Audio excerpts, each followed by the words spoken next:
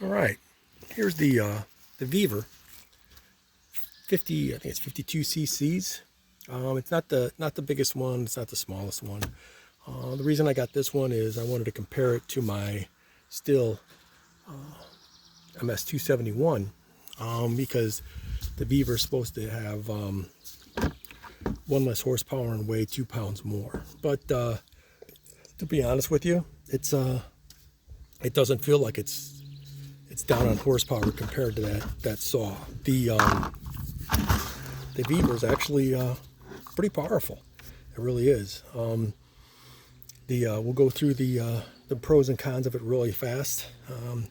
First one is the ability to get to the air filter. These latches here are really hard, and so you're going to have to use a screwdriver in order to get them to pop open.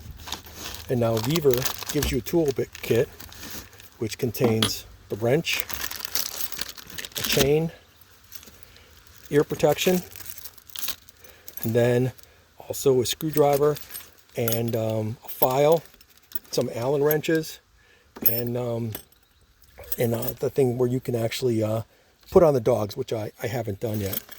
I have approximately 2 tanks of gas through the Vevor, and I've had no problems at all. So to get it off, you gotta pop these off.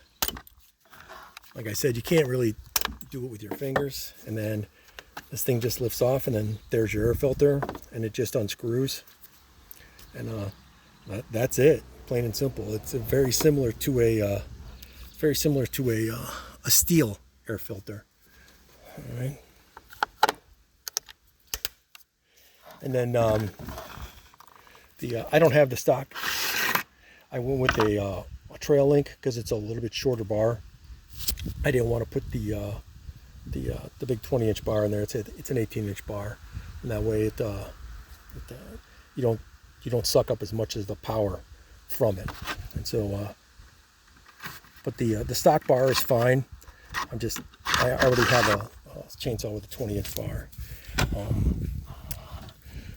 The other thing is it's got the what's called an easy start, and what that means is that you don't just yank this. You actually have to pull it at a steady rate in order to get it to fire, and that's actually really nice. It makes starting it way easier.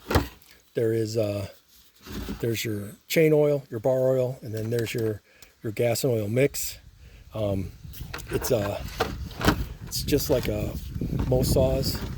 And then the only thing that I really don't like about this saw is there's 2 things I don't like about it. One is the choke, because when you go to start it between your legs,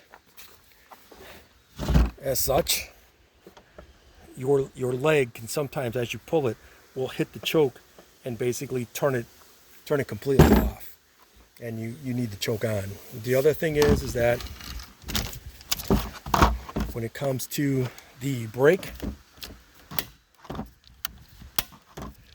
feels a little flimsy, but trust me, it works. It's not a big deal.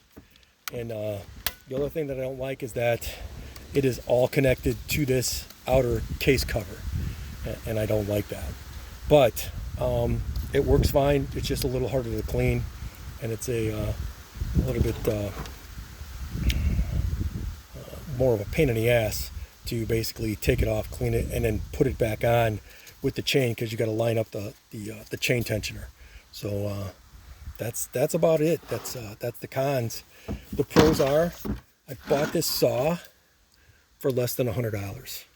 You can't beat that. It's cheaper than just about any other saw out there, and the performance that it's been giving me is outstanding.